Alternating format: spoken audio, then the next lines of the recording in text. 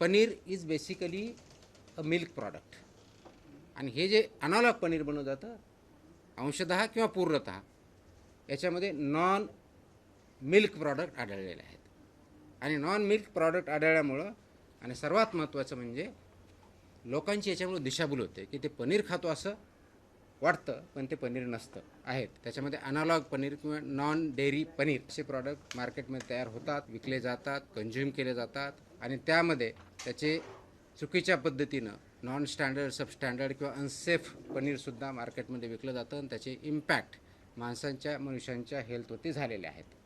वनस्पती चरबी जास्त प्रमाणात आढळले आहे. जिथं म्हणजे मिल्क प्रोटीन वापरणं अपेक्षित आहे तिचं वनस्पती चरबी ही सापडलेली आहे आणि that is not good for the human health. आमचं आव्हान असं आहे की ग्राहकांना ज्या आपण खाद्यसेवा देतो किंवा दुधापासून बनलेलं पनीर याचाच वापर ज्या सेवा देणाऱ्या संस्था आहे ज्याला हॉटेल्स, रेस्टॉरंट, इटरीज किंवा इतर ज्या कोणी असतील त्यांनी करावा. अनालॉग पनीर किंवा नॉन डेअरी पनीरचा वापर करू नये. महाराष्ट्र राज्यामध्ये 30 जुलै 2026 रोजी आपण नोटिफिकेशन काढून जे अनालॉग पनीर किंवा नॉन डेअरी पनीर जे आहेत याच्या उत्पादन, प्रक्रिया, साठवणूक, वाहतूक, वितरण व विक्रीवर आपण बंदी घातलेली आहे.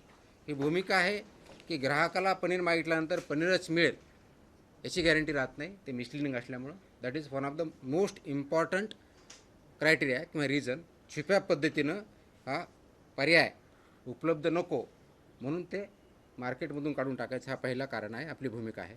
पॅकवर जे असतं ते पॅकिंगचे सुद्धा जे नॉर्म्स आहेत ते नॉर्म्स 100% पाळले पाहिजेत त्या पॅकेजिंग नॉर्मनुसार आणि त्याचप्रमाणे पनीरची लेबलवरती घोषणा पण तशा असाव्यात. अनालॉग पनीर म्हणून विकल्या शंका असल्यास जे आपलं सांगितलं की आपला जो टोल फ्री क्रमांक आहे याच्यावरती किंवा आपलं जे पोर्टल आहे कंप्लेंटचं याच्यावरती कंप्लेंट करावी आणि कशाही परिस्थितीत त्याच्यामध्ये आपण कॉम्प्रोमाइज करणार नाही की ज्याच्यामुळे सार्वजनिक आरोग्यास धोका निर्माण होईल.